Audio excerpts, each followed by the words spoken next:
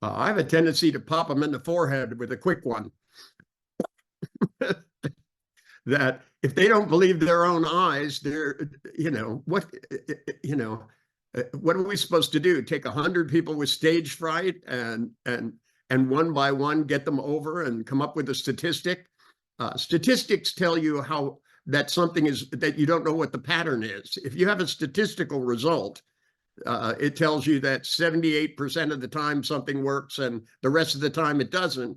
But it's not until you find out the difference between those two groups and develop another protocol, because not all stage fright works the same. That your ability to use one technique to get people over stage fright, you may need a different technique with somebody else. There are various degrees and various kinds of stage fright.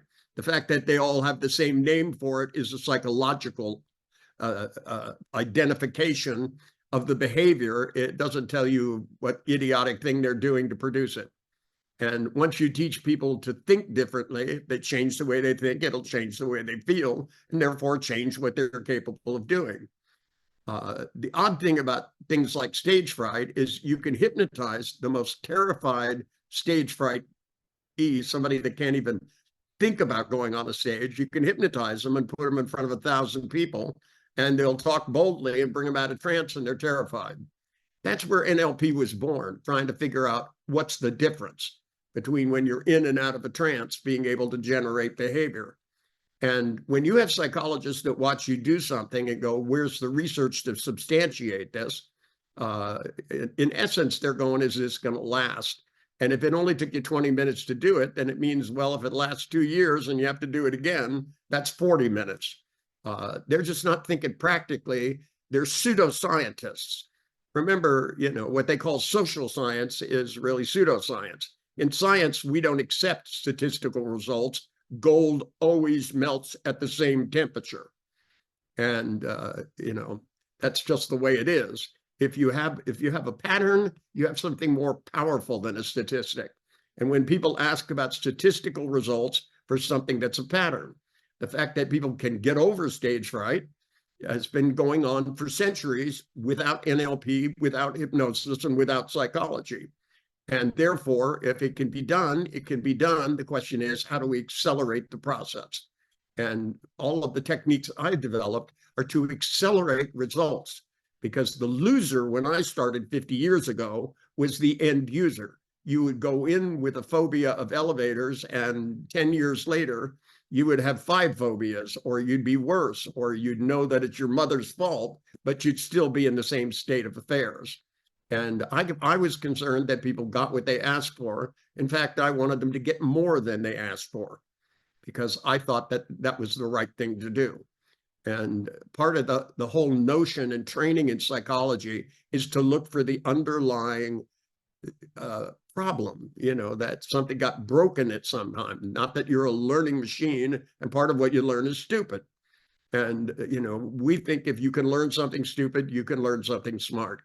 So whoever you are, you did a good job. You showed them right in front of their face it could be done. I remember showing a whole group of people that somebody who was terrified of pigeons could waltz through 100 pigeons outside the room. And when they came in, the first question they asked me was, does this work with insomniacs? Which is a completely idiotic question. It was designed to get people over fears, and that's what it does. And, that you can't use it for everything, but you can use it for what it's designed for. And rather than asking, how can I do this with my patients, they were going, well, what else would it do? Like you have to, if you're going to bother to learn a pattern that takes 20 minutes, I have to have a justification. Otherwise, I'll let the rest of my patients suffer for life. When I started out, it scared literally psychologists. They would see something like this and get frightened. And they'd go, well, you didn't treat the underlying cause. And I go, yeah, I did. The underlying cause was stupid. That they were doing something stupid, thinking something stupid, and therefore engaging in stupid behavior. And if they learn something smart and put it over the top, if you learn the wrong phone number and keep dialing it, you still get the wrong number.